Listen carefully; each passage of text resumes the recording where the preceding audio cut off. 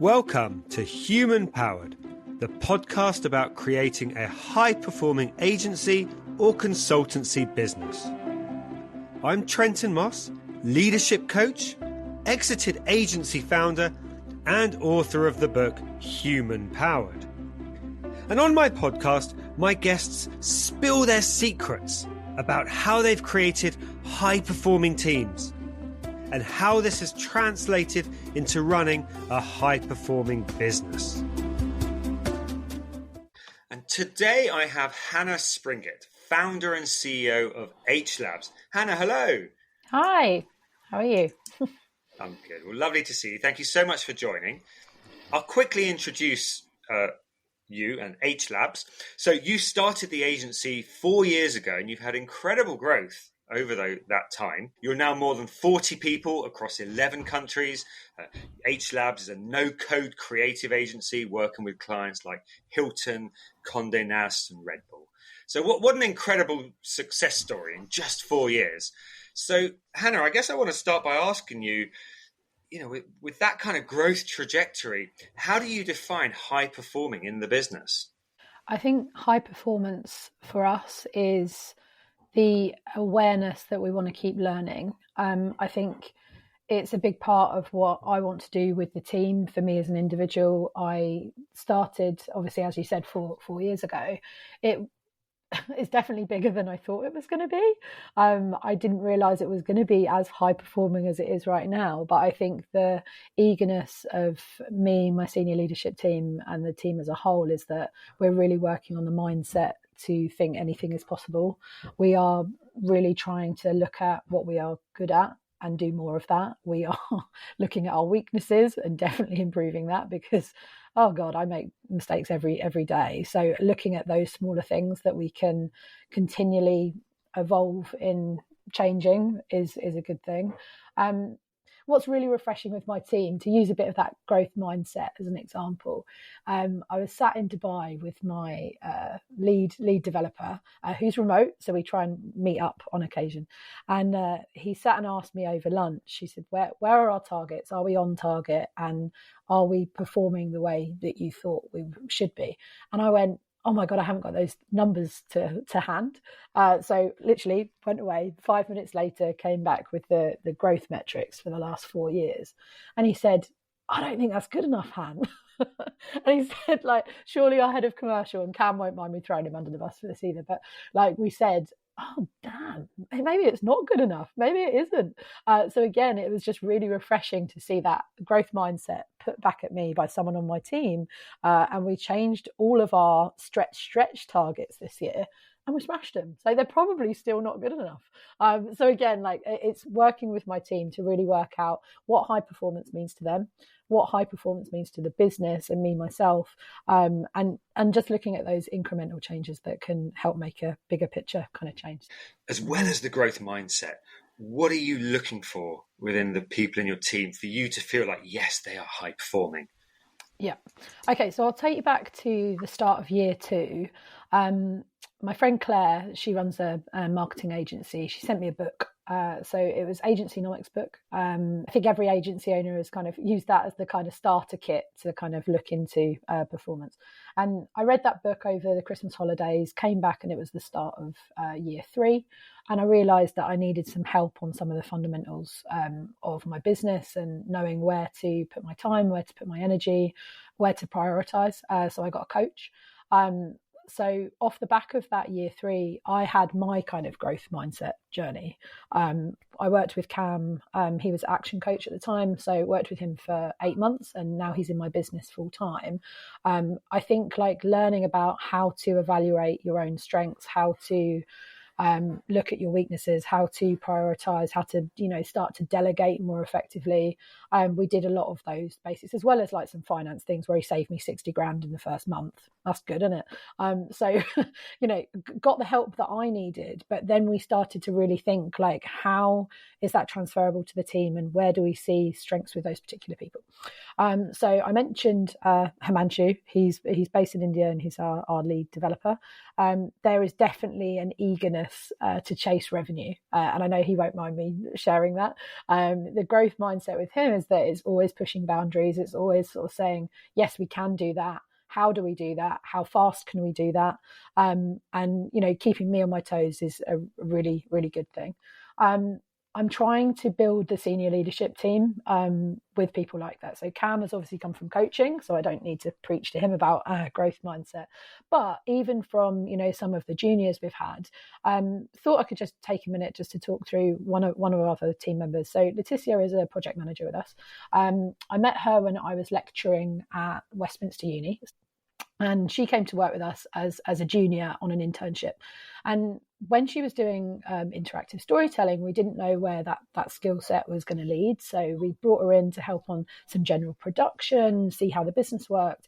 And I put her on a website for an artist that we were doing a bit of a collab for, because it was a nice story to tell. He was helping like the charity sector, so we were like, let's do a really nice website. And the organization skills I saw in that first week kind of blew my mind. Like, I'd never seen spreadsheets like it. The proactivity, the kind of go-getter attitude that I saw there was absolutely amazing. And if we kind of sprint forward 3 years, Leticia's done 3 years with me. She is now our longest standing project manager. She looks over probably 55% of the revenue, which is huge. But if you look at the clients she's looked after the Red Bull account. Hearst have come back now for the 4th year of their retainer that they've actually brought forward and gone with the biggest retainer that they've ever done with us. And that's because of that tenacity, that eagerness to fix a client's problem before they even know it's a problem. And I think the skill set I saw there around being multidisciplinary, like having skills in different areas really helped in our business, because I think with agencies, you kind of know that a lot of people wear a lot of hats. When you're starting out, it's even more so. And Leticia was part of the first 10 people I hired. So again, from going from 10 to 40, there's different pressures that have come at different times. And it was really nice last year to put her forward for a Beamer. She was part of the Beamer 100 in, that kind of rising star project management category. And, she really deserves it. So I think, there's building a team across your senior leadership team, but it's really important to make sure that your total superstars are kind of supported through the journey as well. I'm picking up on a few words that you're using quite a bit. So you're talking about growth mindset. You're talking about being proactive, looking out for, I guess, issues or questions before they even come up. You're talking about tenacity. How do you engender those attributes across everyone in the business? We have still got some more work to do on this. We still need to write a manifesto. It's on my to-do list for the start of year 5, which will be in February. We want to encourage people to share good work, to share good behaviours, to share success stories. One of the simplest things we did that changed the culture in the business of this kind of high praise piece was starting a shout outs channel on Slack. I mean, it's really simple. And I know that a lot of other agency owners will have like kudos systems or reward systems, but that thing about celebrating the really small things, it might be that there was a really cracking email that got a response. It might be that it's a PM rewarding another, designer to say, thank you for doing your end of day notes. Thank you for, doing the clarity that made the correspondence with the client easier. It's making sure that we're sharing what's working on a regular basis, that it's not, just winning a new deal. I think when I worked tech side, it was very much that kind of sales culture where it's like ringing a bell and it's revenue generated, when actually more of the culture thing, it might be that someone has got over an obstacle that they were slightly challenged with. I've got a high percentage of neurodiversity on my team. Celebrating the smaller things, whether someone's got over not being able to present beforehand and then they go on camera and present their ideas to a client in a supportive environment, there's still those things that really make a difference. So celebrating each other's successes there is a good part of it. So Hannah, we've talked a bit about the team and about the attributes that you want them to be having and how you kind of celebrate that success. Let's talk a little bit about you. Talk to me a bit about your leadership style and how that contributes to the culture of all of these things happening? In my conviction, I can say I'm authentic. I'm probably over the top too transparent at times in certain environments. It has helped though. I think that we mentioned tenacity, passion, go-getter attitude. That's what I've always had. Like, I know that I'm an extrovert. I know that I'm very good in social situations, which is why I kind of find myself doing more of the client development and the sales part of it. I love putting on the show, presenting, talking. But I think that authentic, like being able to put your hands up and saying, you know what, I tried that didn't work. Let's learn from that, which we've talked about already. I think the other part of my leadership style, which again, it's sometimes a little bit of a burden, is that I will always roll my sleeves up and get involved. And I think my past as being a graphic designer and me starting a design and build agency with no code just means that I've done that job, and that's where I've used the expertise to grow the business, because I know those nuances. Now I know with my business we've been able to tackle a lot more of the design and build process issues before we've been able to handle some of the experimental tech that we do, or we've now got an illustration team, an animation team, an editorial copywriting team. Do I know about their specialties? No. Is it growing as fast as the design and build bit did? No, because again, it's like using my expertise. But that, rolling your sleeves up and being able to help different teams has been really useful. I think that I hope my team have respect that when I get involved, it's helpful. I mean, like I can't use Figma, which is a bit of a problem. I've become de-skilled. I'm much more skilled in spreadsheets now than I am in design tools now. But it's still sometimes being able to go, let me jump into this project, however small it is, even if it's like a 1,500 project that we might be doing over a couple of days. It's still being able to kind of jump into that QA, work with the designers and say, hey, have you thought about this? Or kind of working with the senior leadership team to say, okay, how have you worked with these juniors? How have you helped them with their growth? Have you noticed behaviors, trends? Asking all of the questions that I had a couple of years ago. I'm hoping that the authenticity helps with that. I think empathy is a big part of it. I've realized in the last year I do this more. It's that you can't have one size fits all on how to work with your team. You have to be adaptable to the communication style that you're relating to, right? And I think me and Trenton were in Ibiza recently on this agency trip, and we were full of 200 extroverts, right? There was so many people there that want to do all the talking, and I feel very comfortable in that environment. Whereas I think over the last 4 years, learning to get the best out of introverts is definitely a skill that I've had to work on, because I am very blasé. I can say things in the heat of the moment that I might not be accountable for a week later, like because I get overexcited and say that we're going to change the world, but sometimes the timelines, the action steps, the things to make that happen might not be as transferable as they should be. So I think it's just monitoring my own communication with those people to try and understand where they're coming from, make sure people feel heard, make sure that they've always got that safe space to kind of deliver what their truth is, whether I believe it or not. It's that mutual understanding to kind of meet in the middle. And getting a HR consultant external this year has helped with that massively. So I think the passion and energy comes across, hopefully, on that I could talk about no code, I could talk about design, I could talk about websites for hours on end. So I think the energy and the motivation and the momentum I want to keep up, but I think the bits that the leadership thing is, you have to have that empathetic, being able to put yourself in someone else's shoes to really understand their point of view, because then you meet in the middle to go, where's the actual truth in that, rather than just going, no, it's my way, I'm CEO, you need to make these decisions. It's not like that. It's supporting them to come around to the idea, or supporting them to challenge you on different points of view.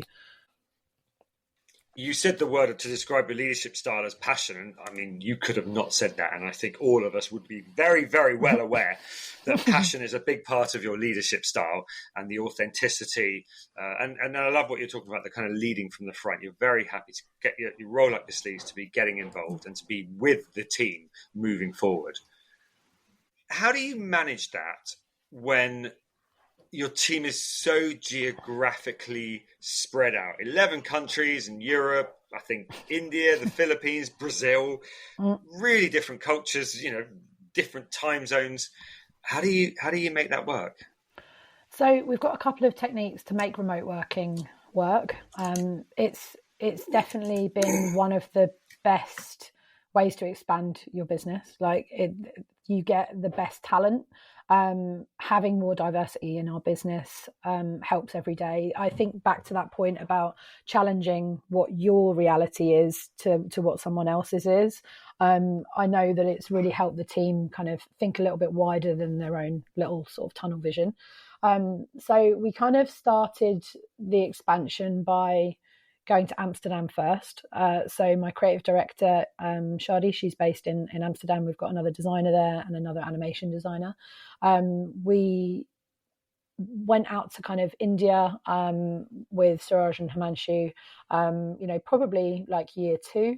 And that was more in Webflow development. And I think managing the time zones, we try and come together every morning. The whole team meets 9:30 till 10. So we have a stand up every day. And I think for a long time, when you look at revenue, like you think about everyone being on a team meeting, you start to go, oh, that's a pricey half an hour, is that eating into the day? But we kind of like through employee surveys, through one-to-one, feedback, we kind of found out that was the touch point that everyone had on the team. The other thing we've done with remote teams is to go and visit my team members in their working environment. So last year, I went to visit the Philippines. I had a couple of days there. And it was just really refreshing to find out about their cultures, to understand, the completely different living of working nights, like working evenings, and understanding that. Cheryl, my PA, has 6 children. So working nights is the only time that she can do that. But again, it's, meeting people in their environments really helps you to understand their mindset, their kind of ambitions, what they want to get out of a work-life balance. We've had some issues with visas from India for team members coming to visit the UK. Last year, what me and Himanshu decided is that we'd go to Dubai instead. So we had like a week in Dubai to do a bit of a tech offsite. And we went to see some clients when we were out there. And it was so nice to see Himanshu like kind of present the annual report offering that we do to our clients at Emperor over there. And that kind of thing about, just having time to talk, not just about a particular project or a particular actionable thing that you might have the meeting in the day. It's those moments outside of those meetings where you get to know the person, to sort of understand, like, is it a family that they're after? Is it a career? Is it money? Is it a nice car? Is it a nice house? Like, it's those kind of things that help you mold like where that career path and trajectory is going. And then the last one is that I went to Romania to see our illustration director. I did that in May. And I had 4 days with Drew. He was like my chauffeur as well. And the pride of him like showing, me Romania. We went up to see Dracula's castle. I met his new fiance. And again, just having that time. I can remember sitting in this coffee shop, and I'd brought some magazines with me, and I'd brought Wired, The New Yorker, and The Economist, which all he's done some work for on. And he said, like, I want to design illustrations for these publications where they ask us to do the illustrations instead of us just doing the animation on other illustrators' work. And since May, we've got all 3. So again, it's understanding the motivations to then be able to turn that into, that's the brief we want to go afterwards. So at the moment, we're doing sketches and illustrations for Wired magazine in the US, and we've just completed a project with Economist collage style for their front covers, which is really, really amazing. And that's like understanding the motivation. I can then turn that into new business when I see that come up. So I think the face-to-face time is really important. Christmas party, we try and get everyone together. And then there's kind of smaller things like buddy time, those water cooler chats that are online, the morning meetings, one-to-ones. We have to try and make sure that there's as much natural conversation as possible when it's not just project focus. You mentioned something called buddy time there. Tell me a bit more about that. So we realized that one-to-ones with your line manager is one thing, right? To talk about your targets, to talk about feedback around your performance. But buddy systems was something that we brought in with new starters, that you were always paired up with someone that you wouldn't usually work with, or someone that needed to work on social skills or needed to work on learning from another team member. So everyone across the business has kind of been allocated a buddy as such, just so they've got someone to reach out to have that kind of check-in point with, where it's not so much about a peer-to-peer performance, like, comparison. It's more someone in a different department or someone that you can just reach out to have a chat. When you first started talking about your geographically spread out team, you talked about the word diversity. You said diversity helps every day. You also mentioned about having high numbers of people with neurodiversities. Mm-hmm. Tell me a bit about how to harness that incredible diversity you've got across the team to make the business as high performing as possible. I think embracing different skill sets, no matter how you've kind of come into a position, is just something that we have to be aware of. I think that having an external HR consultant has helped this year. Like, she came in and interviewed the whole team and kind of reported that back to me and said, do you know that you've got one of the highest percentages of neurodiversity on a team that I've met recently? And I think it's just that a lot of those characteristics come across with passion, energy, detail, hyper focus, and I think some of the other ones are maybe social anxiety, maybe it's shyness around new people, maybe it's completely paralysis at some points where for days on end it'll be absolutely fine, but then some days it's just people can't perform in a certain way because of things that just get in their head. So I think being aware of that and using it to change it to superpowers is something that we always try and encourage. I've got someone on the team that I know at the very beginning found eye contact very, very difficult, found presenting in a space absolutely unheard of. And I think through the time that they've worked at my business, encouraging presentation training. So obviously having a coach come into my business, Cam's run some opt-in sessions for the team. And so again, it's not forced. We know that, some things are quite triggering for individuals. So again, it's more like that light touch to go, okay, well, how can you work on your presentation skills? Is it about rehearsals? Is it about writing notes beforehand? Is it about recording yourself, watching it back? I still refuse to do that exercise. But again, it's finding the things that they feel comfortable with. We had an exercise yesterday about asking people when they felt good about giving the team feedback. And all of us have said we want feedback to improve. That's a statement. But everyone wants to give feedback. That's a statement. But the actual doing bit, there's a blocker in between that, because some of the team will tread quite lightly because they're worried about offending someone. They're worried about someone taking things the wrong way. They might automatically be assuming that there's going to be a negative response to that, even if it's very, very focused around a project deliverable. It shouldn't have that emotional attachment. So the things that we're working there is to have these opt-in sessions using multiple choice kind of questions in a group forum to say, we used one yesterday to say, how would you like to give feedback? Is it in a group environment? Is it with your line manager? Is it to a peer?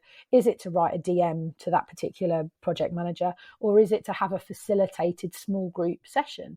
And just by asking the multiple choice is the clearest definitive answer I've had from my team for 6 months of me saying, guys, tell me how to do this. Because again, that's me using my social way of dealing with something versus actually what they need, which is a smaller group setting to even tell me how they want to give me the feedback. So working out what makes them tick helps with that. I think the superpower thing, some of the simpler sort of takeaways, we've got dyslexia on the team as well. ChatGPT is great for this. Again, it's taking end of day notes, maybe from the designers or notes from the clients. And if that stumbling block is not quite understanding or reading too much between the lines, there is AI tools for that. We've introduced Sembly on our calls to do, transcripts and takeaways from our meetings.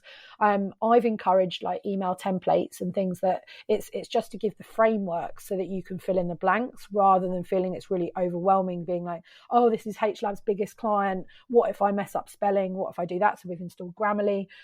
So again, like some of those like small things you can get over with tech. It's not a problem. So with neurodiversity, I think it's finding out the triggers and working ways around that. Is there tech? Is there automation? Is there, a different way of communicating that thing? Coaching techniques, training, we use masterclass access. We also sign up for Awards Academy, so that there's training systems there. I think we also wanted to openly talk about our weaknesses in a really friendly environment. So last year, my obsession with Pokemon did trickle down to the team. We made everyone at HLabs a Pokemon card. So they had to put 2 of their strengths and 1 weakness into a spreadsheet. And just from those bullet points, we used AI to make them into superpowers or adjust, what that weakness was. We used AI to create the pictures. And then I printed off a physical pack of these Pokemon cards. And at the Christmas party, we all shared them round. And so my one, I'm happy to admit, my weakness is active listening. But again, we were able to use that example to say, if I am not active listening to something, because what you're saying, because I'm always thinking 2 conversations ahead, or how can I fix that problem? And sometimes I'll tune out because I'm trying to think of how to action something rather than listen to the rest of the story.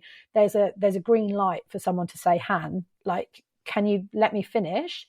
And then we'll do the action plan versus, jumping ahead. I'm wondering, all of that is well and good, right? Doing all of these activities that you've described and getting the team to be the best versions of themselves. It's great to, have high-performing people. How do you align them, though? How do you get everyone lined up around a shared vision? Okay. Shared vision is something we're still working on. One of the things we changed for year 5 in March is that we went into it that we wanted everyone to see where the end goal was.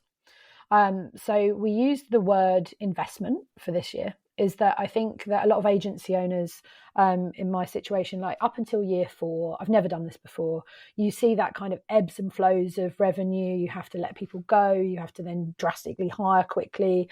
And last year's word for year 4 was consistency. And it was just getting down to a baseline of having something controllable so that we could build upon it. So we did have to let people go. We did have to refine the model. We did have to look at the high performers and were they in management? Were they just allowed to be superstars in their doing roles?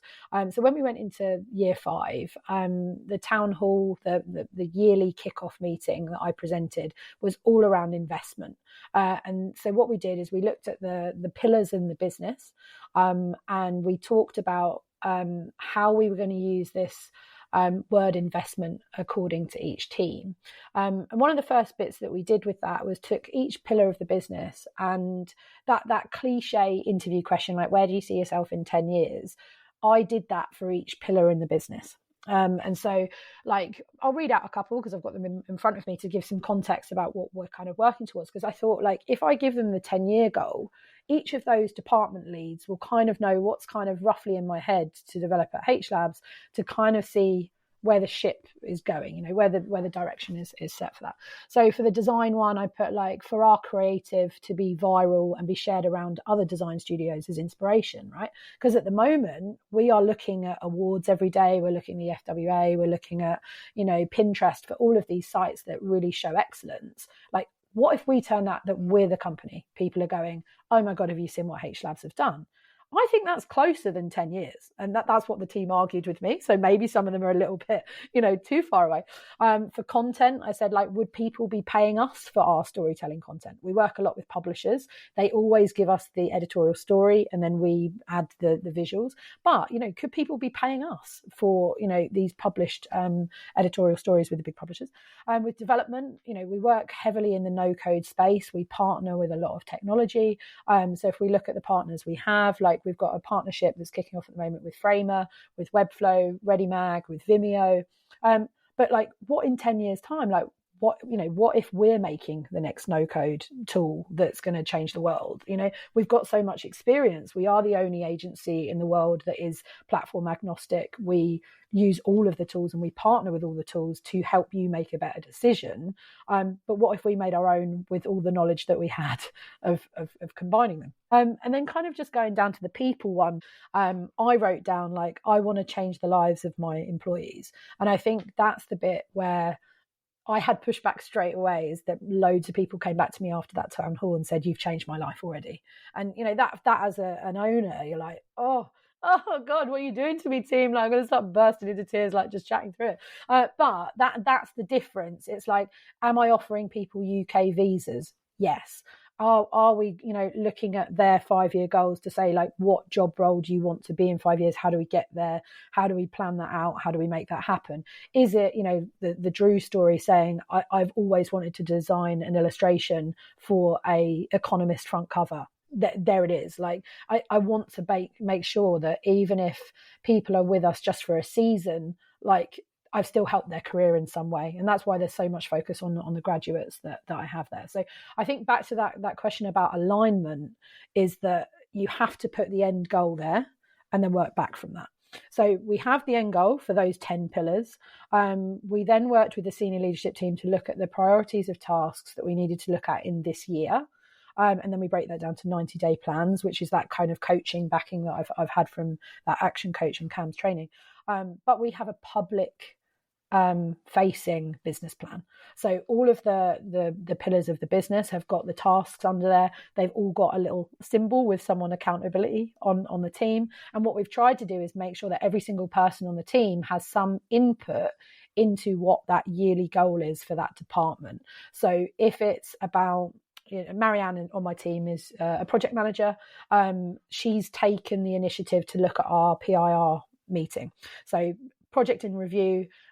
Before, it was, we were trying to review 30 projects in 30 minutes. Didn't make sense. So we've turned it on its head. We've set up a process sprint and established, like, how we look at feedback per project. We launched our first one yesterday and everyone said, oh, it's a game changer. We've got a new workshop board on FigJam that we can work through. But I think it's just like, if you give people the end goal, they can go, actually, would this help?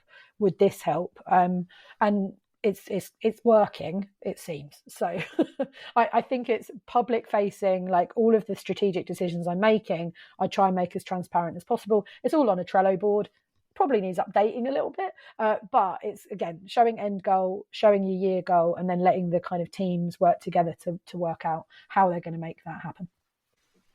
I think that sounds like a wonderful thing to do, showing everyone the destination and then saying, how are we going to get there? Let's work on this together as a team. So, wow, Hannah, what an incredible journey. Like, what a roller coaster ride you've been on the last 4 or 5 years. What's next for you and what's next for HLabs? I think we just mentioned a bit of it on that 10-year plan.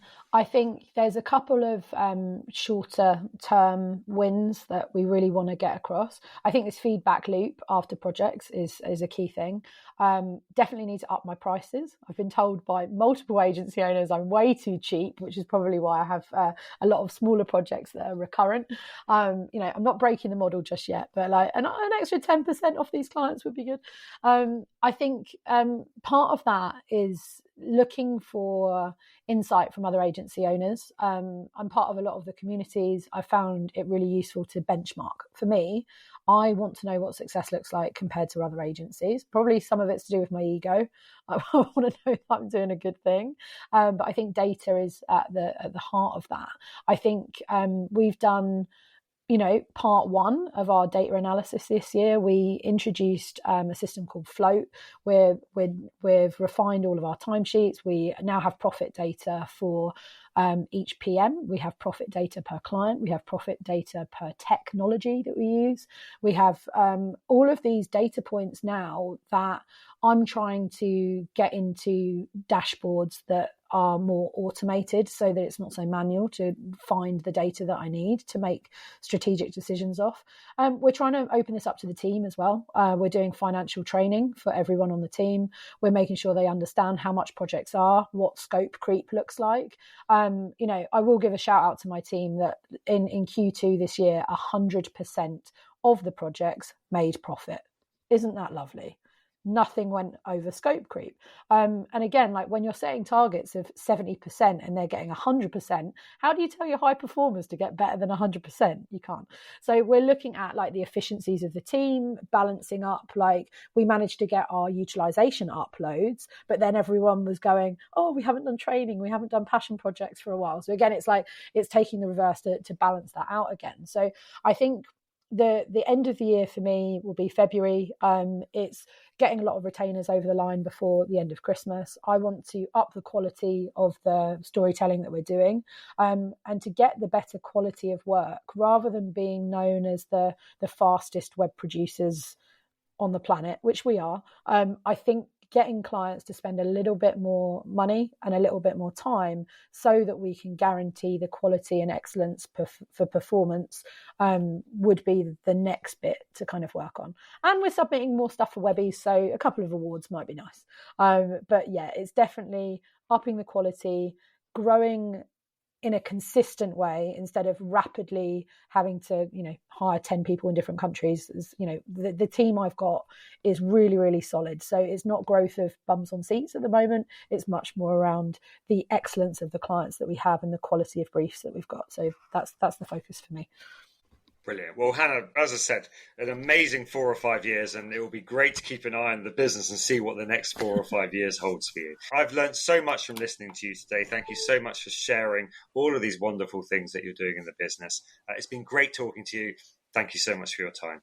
Thank you so much for inviting me along. Anytime. You've been listening to Human Powered, the podcast all about creating a high-performing agency or consultancy business. Thanks for tuning in.